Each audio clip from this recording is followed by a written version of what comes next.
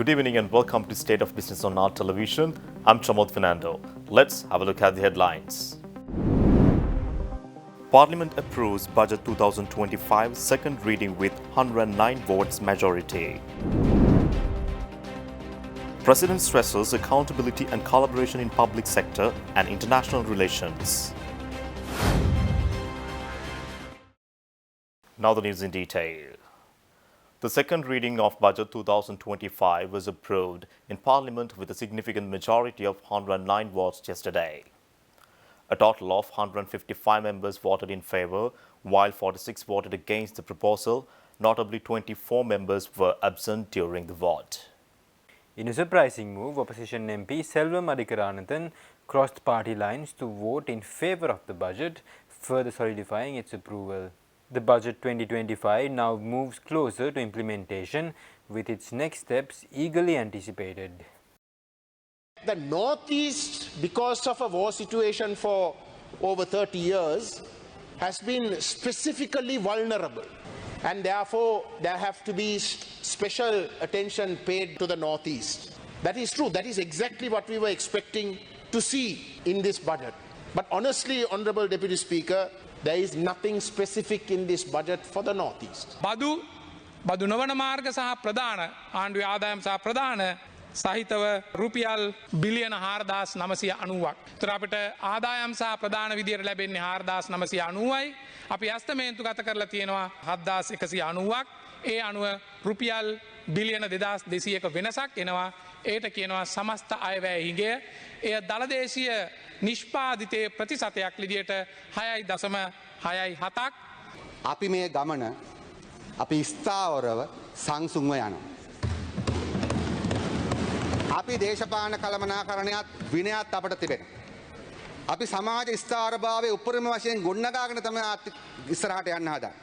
ඒ වගේම අපි ඔප්පු කරලා තිබෙනවා අපිට ආර්ථිකය කළමනාකරණය කරන්න පුළුවන් කියලා. ඒක තමයි මේ හැම වාර්තාවකින්ම ඔප්පු කරලා තිබෙන්නේ. ඒ නිසා ගරු කතානායකතුමනි, අපේ වෘත්තීයභාවය සහිත බව, අවංකභාවය සහ සාමූහික බව කියන එකෙන් තමයි අපි මේ ගමන යමින් තිබෙන්නේ. ඒ නිසා අපි විශ්වාස කරනවා අපේ අඩුපාඩුකම් අපි දන්නවා. අපි කියන්නේ නෑ මේ ලංකා ජනතාවගේ හොඳම අයවැය කියලා. අපිට ඊට වඩා ගොඩක් දේවල් ඒගොල්ලන් වෙනුවෙන් කරන්න තියෙනවා.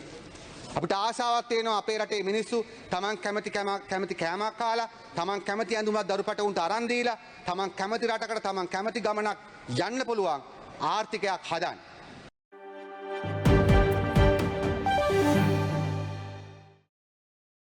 President Anura Kumar Dissanayake has called for enhanced accountability and efficient use of resources within the public sector despite the constraints of a limited financial framework.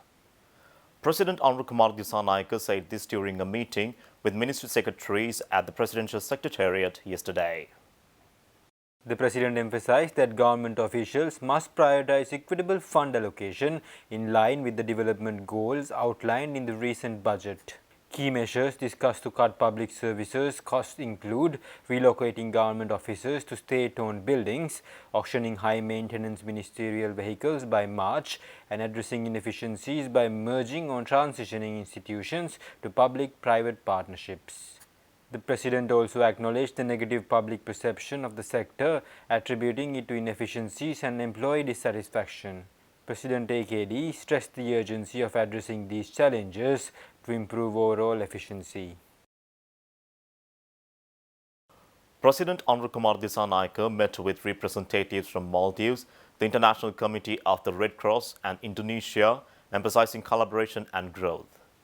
President Anura Kumar Dissanayake met with these diplomatic missions at the Presidential Secretariat yesterday. The President met with the Maldivian High Commissioner Masood Imad to discuss a potential collaborative tourism initiative between the Maldives and Sri Lanka. Both leaders reflected on the 60-year diplomatic relationship, with the President expressing gratitude for Maldives' efforts to strengthen bilateral ties. Later, the President welcomed Severin Chapas, head of the delegation of the International Committee of the Red Cross.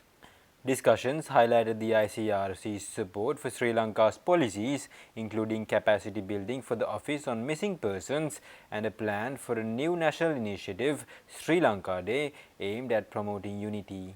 Finally, in a meeting with the Indonesian ambassador Dewi Gustina Tobing, the focus was on fostering trade agreements and Indonesia's endorsement of Sri Lanka's Clean Sri Lanka program. The ambassador emphasized shared goals reflecting on both nations' simultaneous elections and mutual efforts for progress.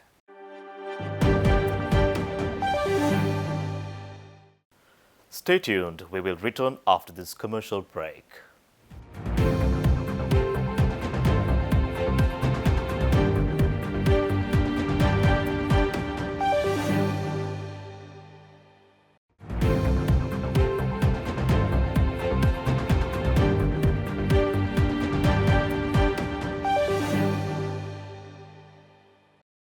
Welcome back. Sri Lanka's tourism sector continues to soar in 2025 with over 175,000 tourists arriving in just the first 20 days of February, making a 15% growth compared to the same period last year. Between February 1st and 20th, 175,436 tourists visited the island, bringing the year-to-date total to over 428,000, reflecting 19% year-on-year increase. Notably, India remains the top source, contributing more than 25,000 visitors this month, followed by Russia and the United Kingdom. Experts remain optimistic about reaching the ambitious 2025 target of 3 million visitors and 5 billion in tourism revenue. Key factors driving this growth include strategic marketing, improved infrastructure, enhanced airline connectivity, and a focus on ensuring safety for travelers. With a daily arrival average of over 8,700 this February, Sri Lanka is on track to achieve its yearly tourist arrival target.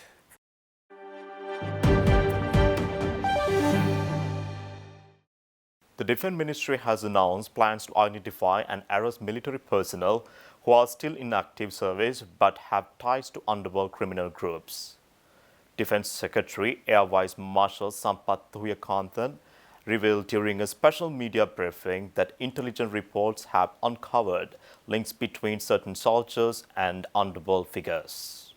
These connections are believed to stem from economic hardships and, in some cases, drug addiction. Thuyakanthan acknowledged a concerning trend of armed forces personnel with weapons training deserting the tri-forces to engage in criminal activities or join underworld gangs. He emphasized that an order has been issued to arrest such individuals, assuring the public that the military and police are well equipped to track and apprehend them swiftly. Meanwhile, security measures for members of parliament are under consideration, with final decisions pending threat assessment reports. This was discussed during a recent session of the Ministerial Consultative Committee on Public Security and Parliamentary Affairs, chaired by Public Security Minister Ananda Vijaypala.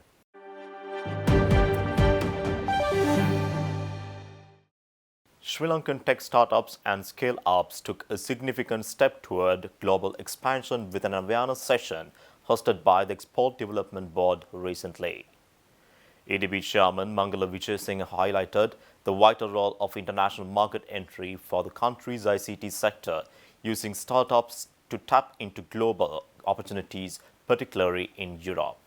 The session featured CEO of the Asia Berlin Forum, Martin Rosenberg, who provided insights into navigating Europe's tech ecosystem with a focus on Berlin, a hub for innovation and investment. Adding to the discussions was former ambassador of Sri Lanka to Germany, Manori Unambue, who shared strategies for leveraging bilateral relations and forging connections through Asia Berlin. Attendees explored topics such as market entry strategies, regulatory guidance, and the advantages of Berlin's dynamic startup ecosystem.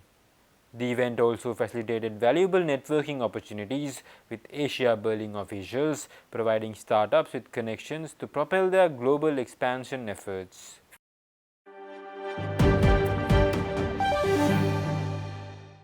That's all our news for today. For this and more, subscribe our channel on YouTube, follow us on Facebook. Take care and good night.